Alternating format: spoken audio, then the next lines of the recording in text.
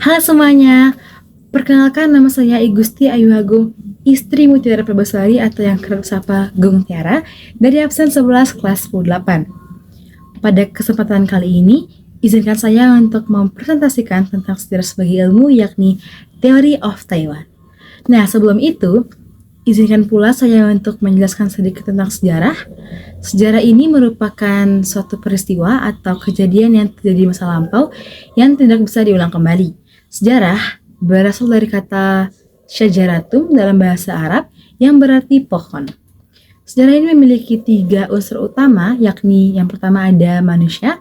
Manusia merupakan objek atau pelaku utama dalam sejarah yang terjadi di masa lampau tersebut. Yang kedua ada ruang atau tempat atau wilayah terjadinya peristiwa atau kejadian di masa lampau.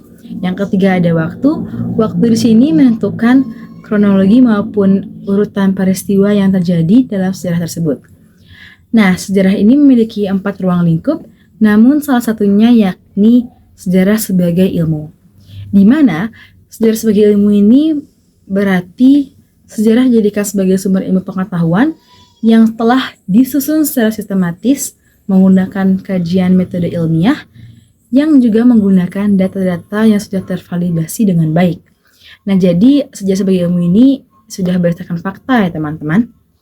Nah, sejarah sebagai ilmu juga memiliki 5 ciri-ciri, yakni yang pertama empiris, diperoleh atau didapat dari pengalaman-pengalaman yang bersifat fakta. Yang kedua memiliki teori, di mana teori ini berisi tentang sekumpulan pemikiran maupun kaidah-kaidah yang akan disusun oleh sejarawan. Yang ketiga ada memiliki objek, seperti yang pertama tadi saya bilang, yakni manusia maupun objek lainnya. Biasanya objek ini tuh dibuktikan dengan peninggalan-peninggalan yang ada, mungkin prasasti atau tubuh-tubuh yang ada banyak di Indonesia. Nah, yang keempat yakni generalisasi, di mana memiliki kesimpulan di setiap sejarah tersebut. Yang tentunya kita memiliki inti dari apa sih sejarah yang dibahas, yang diteliti. Nah, yang terakhir ada menggunakan metode, di mana sejarah itu juga memerlukan metode agar terperinci nih. Kita juga menelitinya dengan baik dan benar. Kita bisa menggunakan metode kajian ilmiah untuk meneliti suatu sejarah. Sejarah juga memiliki 2 manfaat, yakni yang pertama manfaat intrinsik. Sejarah dapat dijadikan sebagai cara mengetahui masa lampau. Sejarah dapat dijadikan sebagai penyataan pendapat, dan sejarah dapat dijadikan sebagai profesi.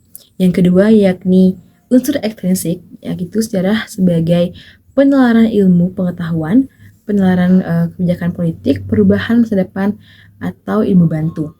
Nah, yang terakhir, sejarah memiliki 3 fungsi. Yang pertama rekreatif, di mana sejarah itu kan tidak luput dari satu bukti mungkin peninggalan, yang nantinya peninggalan ini dapat kita taruh di dalam museum, dan peninggalan ini kan dapat dijadikan sebagai tempat rekreasi wisatawan, atau kita sendiri juga bisa melihat dan meneliti, mencari tahu ini peninggalannya dari mana sih gitu. Nah, yang kedua itu yakni inspiratif, di mana sejarah dapat dijadikan sebagai acuan untuk orang berinspirasi atau berinovasi, di mana kita juga dituntut untuk bisa menghargai, menghormati sejarah yang telah ditemukan ini.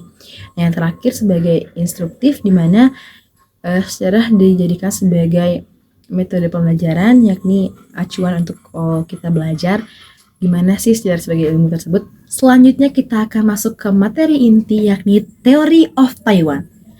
Teori ini menyatakan bahwa nenek moyang Indonesia berasal dari Taiwan, yakni Kepulauan Formosa, di mana pendatang yang bertutur Austronesia ini telah menjelajahi Madagaskar bagian barat, Pulau Paskah bagian timur, Taiwan dan Mikronesia bagian utara, hingga Selandia Baru bagian selatan. Nah, mereka ini diperkirakan datang dari Taiwan ke Filipina pada tahun 4500 sampai 3000 sebelum Masehi. Kemudian, pada tahun 3500 sampai 2000 sebelum Masehi ini, mereka ternyata bermigrasi ke Indonesia melalui Sulawesi.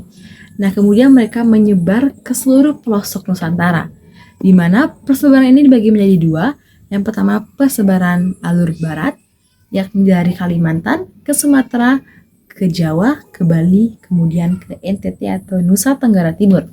Yang kedua alur timur, yakni dari Sulawesi, mereka menyebar ke seluruh penjuru Indonesia bagian timur. Nah, menurut para ahli, bahwa bahasa nenek moyang Indonesia Melayu ini berasal dari Taiwan, yakni bahasa Austronesia, di mana pendapat para ahli ini didukung oleh satu ahli, yakni yang bernama Harry Truman Simanjuntak. Selain itu, ditemukan juga persamaan linguistik dalam masyarakat Asia Tenggara, yakni kata burung dalam bahasa Jawa yaitu manuk, dan dalam bahasa Tagalog yaitu manok. Di mana hal tersebut menginsinuasikan bahwa masyarakat Asia Tenggara juga merupakan masyarakat yang berasal dari nenek moyang penutur bahasa Austronesia. Nah, penutur bahasa Austronesia ini berasal dari Taiwan, yang mana dia membawa banyak sekali kebudayaan yang sangat beragam seperti maritim, teknologi perkapalan, domestik ternak, perhiasan kerang, pembuatan gerabah, tenun hingga kebiasaan makan sirih. Adapun bukti sejarah dari penutur bahasa Austronesia ini yakni tentang pemujaan kepada para leluhur, di mana hal ini tercermin bahwa mereka menggunakan bangunan megalitik saat itu untuk sarana peribadahan. Yang kedua ada lukisan dalam gua, di mana mereka menggunakan gua sebagai tempat bercerita atau curhat tentang keseharian maupun tentang apapun yang terjadi saat mereka menjalani hari-hari mereka tersebut. Oke, sekian presentasi dari saya. Saya mohon maaf jika ada salah kata atau salah bahasa yang tidak mengenakan hati.